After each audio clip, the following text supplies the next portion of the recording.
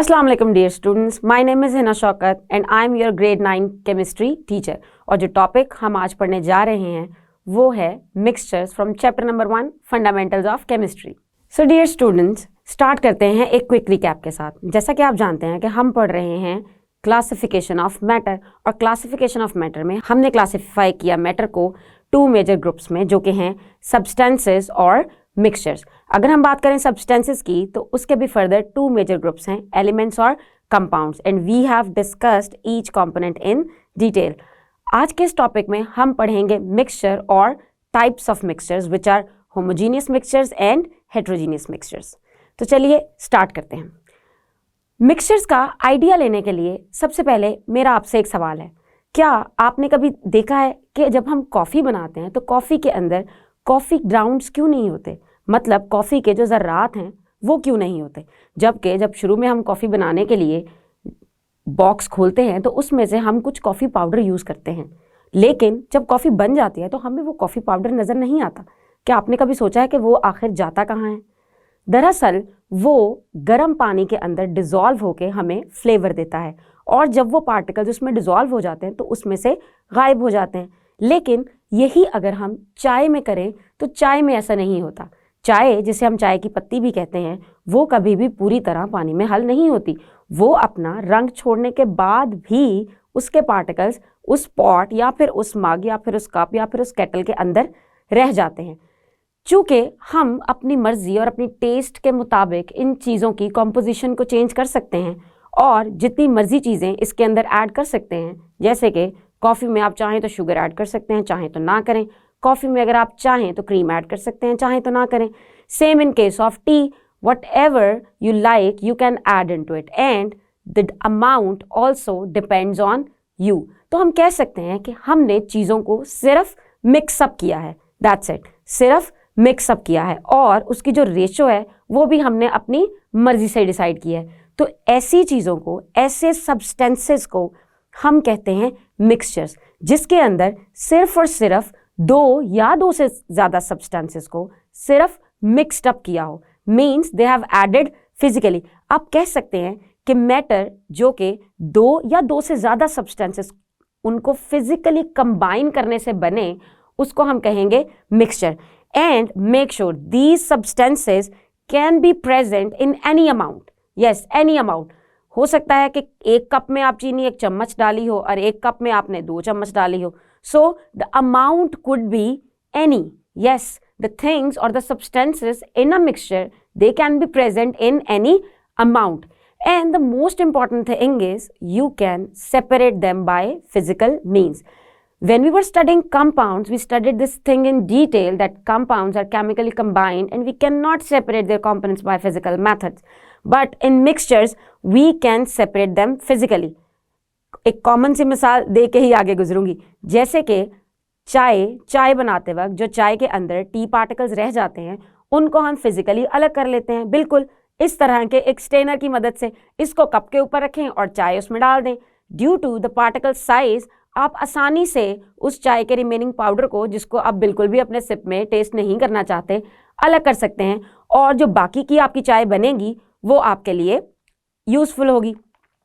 अगर हम मिक्सचर की एग्जैक्ट डेफिनेशन की बात करें, so when 2 or more elements और compounds, yes I didn't use the word substance just to make it clear that either they could be elements or they could be compounds, mix up physically without any fixed ratio, they form a mixture.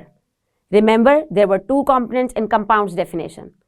They should be chemically combined and there should be a fixed ratio by mass.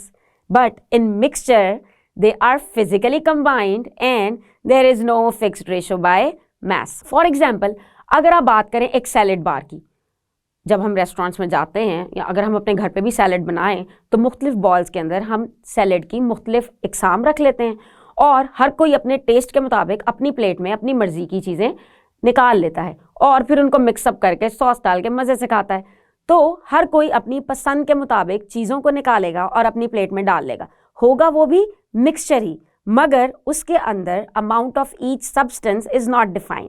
सो हम कह सकते हैं कि mixture is a physical blend of thing, मतलब बस चीज़ों को physically add किया और उसके बाद मिक्स कर लिया, दैट्स इट। अमाउंट रिक्वायर्ड नहीं है, fix ratio by mass required नहीं है, कोई केमिकल बॉन्ड या फिर कोई chemical composition, it will not get disturbed at all. So in most of the samples if we look into the matter, ज़्यादातर matter जो हमारे इर्द गिर्द है वो हमें मिक्सचर की फॉर्म में ही नजर आता है, और मिक्सचर्स इजीली आइडेंटिफाई हम कर सकते हैं। जैसे कि अगर आपके प्लेट में कोई सैलेड डाल दे तो आपको पता लग जाएगा कि ये मिक्सचर है, अगर आप चिकन और कॉर्न सूप पी रहे हैं तो आपको पता लग जाएगा कि ये मिक्सचर है चीज़ों का। लेकिन हर वक्त मिक्सचर को आइडेंटिफाई करना इतना आसान नहीं है।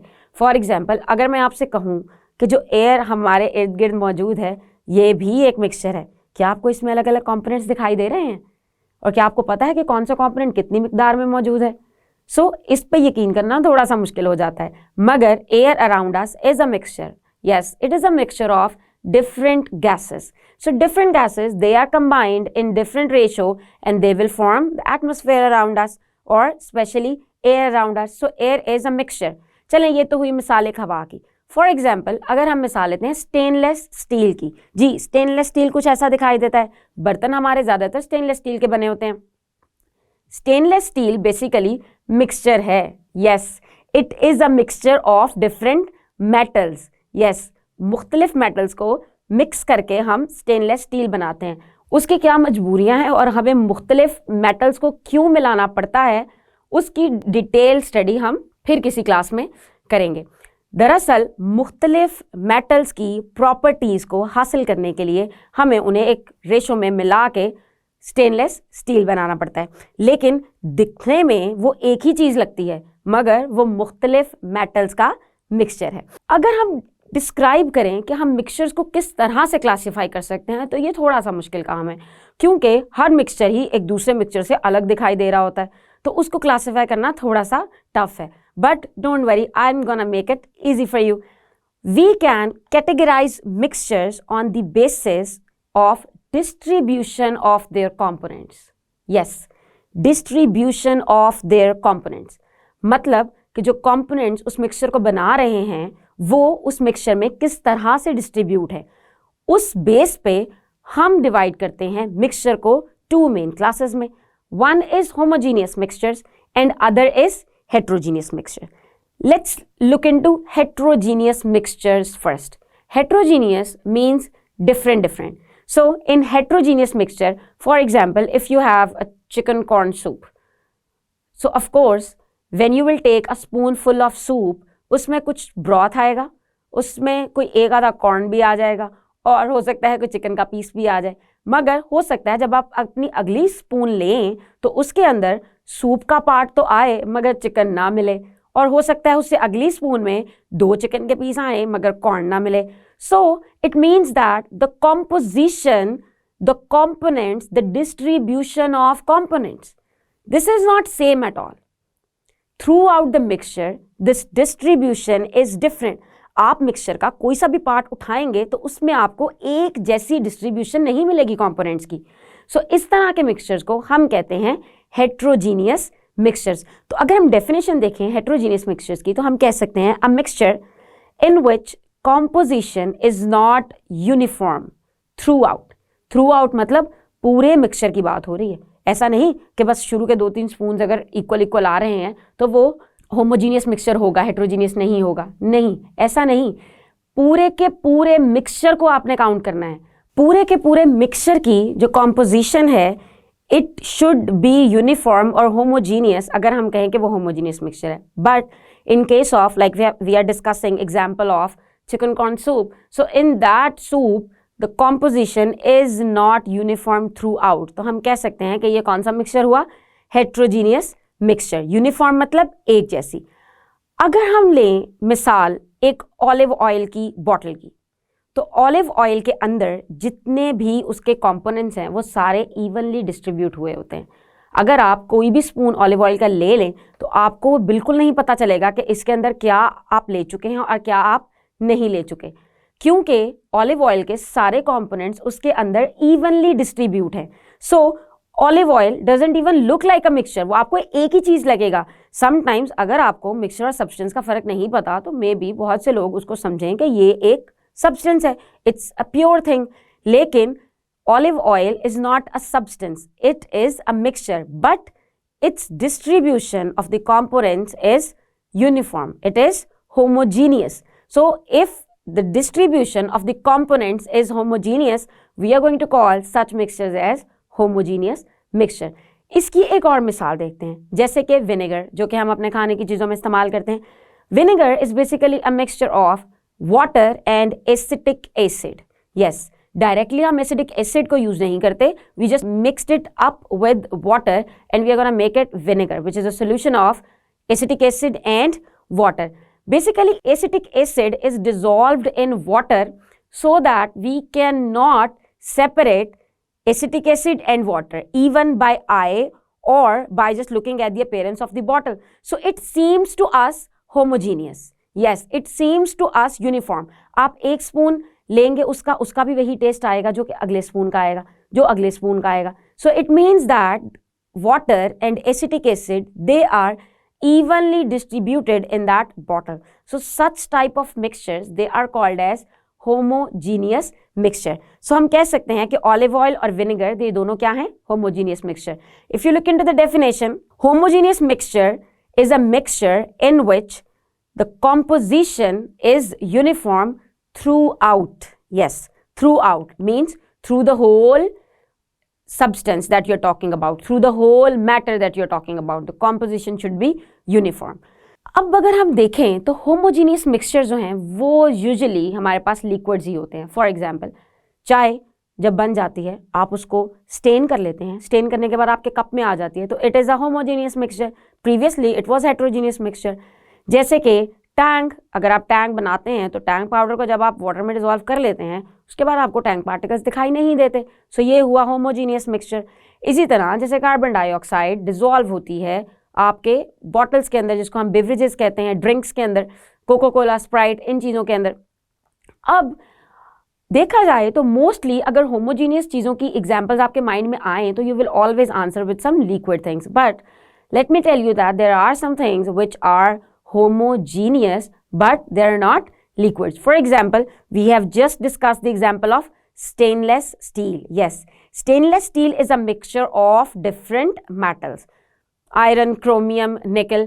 So stainless steel, in stainless steel all the metals, they are homogeneous, means they are uniform, their composition is uniform. From each part of that stainless steel you cannot see that there are different types of metals mixed up. So we can say that stainless steel is a homogeneous mixture of different metals. In homogeneous mixture we term phase. Phase is a term which is used to describe the part of a sample. मतलब अगर मैं for example अगर मैं चाय की बात कर रही हूँ तो अगर मैं चाय की का एक चम्मच उस कप में से निकालूंगी तो I am gonna call it as phase. So in uniform composition होता क्या है कि आपकी जो कंपोनेंट्स हैं वो सारे के सारे एक फेज में दिखाई देते हैं. मतलब अगर वो लिक्विड है तो लिक्विड फेज में दिखाई देगा, अगर वो सॉलिड है तो वो सॉलिड वाली फेज में दिखाई देगा. मतलब ऐसा नहीं कि किसी लिक्विड के अंदर कोई सॉलिड चीज तैर रही होगी, वो होमोजीनियस मिक्सचर नहीं हो सकता. आपको जो भी मिक्सचर दिखाई देगा वो एक सिंगल फेज में दिखाई देगा. और हेट्रोजीनियस मिक्सचर्स ये हो सकते हैं मोर देन वन फेजेस में. जैसे कि अगर आप ऑयल और वाटर को मिक्स करें तो आप देखते हैं कि उसमें 2 लेयर्स बन जाती हैं. हाँ, ऑयल इज लेस डेंस तो वो ऊपर आ जाता है, वाटर नीचे रह जाता है. तो हेट्रोजीनियस मिक्सचर के अंदर मोर देन वन फेजेस बन सकती हैं. अब आप खुद अपना नॉलेज टेस्ट करेंगे विद दिस सिंपल क्वेश्चन. अगर आप एक बीच पे हैं and you realize that both ocean water and sand are mixtures, so आपको मुझे ये बताना है which is a homogeneous mixture or solution and which is a heterogeneous mixture. So I hope the answer is correct in your mind, right? Salt water in which you cannot see different components, it is a homogeneous mixture. And homogeneous mixtures are also called as solutions. And if you talk about sand, so sand is a heterogeneous mixture, means you can see different components in sand. Or and especially if you talk about beach sand, it is clearly a heterogeneous mixture. You can see a lot of dirt and a lot of other things into that beach sand as well. अब सवाल ये आता है कि हमने definition में पढ़ा कि मिक्सचर्स को हम सेपरेट कर सकते हैं बाय फिजिकल मेथड से, राइट? कर सकते हैं ना. सो अब हम देखते हैं कि वो कौन सी कुछ टेक्निक्स हैं जिनको यूज़ करके आप इनको सेपरेट कर सकते हैं। अगर तो हम सिंपल मिसालों की बात करें, जैसे कि सैलड, अगर आपने सैलड लिया और उसमें गलती से सैलड का पत्ता भी ऐड हो गया या कि आपको वो पसंद नहीं है, simply you will hand pick, आप उठाएंगे उसको और उठा के किसी दूसरे की प्लेट में रख देंगे या फिर आप कहीं साइड पे रख देंगे। So this is a simple physical method. लेकिन हर दफ़ा मिक्सचर्स इतने सिंपल नहीं होते कि आप उसमें कंपोनेंट्स को ऐसे सिंपल तरीके से अलग कर सकें। तो उसके लिए हम यूज़ करते हैं कुछ टेक्निक्स। जो कॉमनली यूज टेक्निक्स हैं to separate mixtures, they are filtration, evaporation, distillation, condensation sometimes, chromatography, magnetization. Yes, magnets, they are also used to separate mixtures of metals. So these different techniques, basically they all involve physical processes. So these different techniques can be used to separate mixtures into their components. मगर mixtures को उनके components में अलग करने के लिए you need to learn the properties of the components. Yes, components. जैसा कि अगर हम देखें कि हमें शुगर को वाटर से अलग कैसे करना है, गलती से चीनी और पानी मिक्स हो गए मगर आपको चीनी वापस चाहिए ही चाहिए, तो आपने इसको अलग कैसे करना है? तो उसके लिए आपको दोनों कंपोनेंट्स की which are sugar and water properties पता होनी चाहिए. So what are the properties? Water is a liquid and it can boil and it can turn into vapours, but sugar can not turn into vapours. So simply आप उसको boil करेंगे. Boil करने से क्या होगा? Water will evaporate and when water will evaporate, crystals of sugar they will left behind. तो अगर हमें पता ही ना होता कि वाटर इवेपोरेट होता है और शुगर नहीं होती, so were we able to separate this? Of course not. So mixtures को सेपरेट करने के लिए हमें उनकी प्रॉपर्टीज़ का पता होना चाहिए. अगर हमें मिक्सचर्स की प्रॉपर्टीज़ का पता है तो हम उन्हें ईजिली सेपरेट कर सकते हैं. सो स्टूडेंट्स, आज के इस लेक्चर में हमने कंप्लीट किया है अपना टॉपिक क्लासिफिकेशन ऑफ मैटर, और स्पेसिफिकली इस लेक्चर में हमने डिस्कस किया मिक्सचर्स को डिटेल में. डेफिनेशन ऑफ मिक्सचर्स, मुख्तलिफ तरह की एग्जाम्पल्स को डिस्कस किया, और मिक्सचर्स की types means classification of mixtures into homogeneous mixtures and heterogeneous mixtures, और पढ़े कुछ physical methods to separate components of a mixture. हम अपने अगले लेसन्स में बेसिक डेफिनेशंस का अगला पार्ट कवर करेंगे. तब तक के लिए अल्लाह हाफिज़.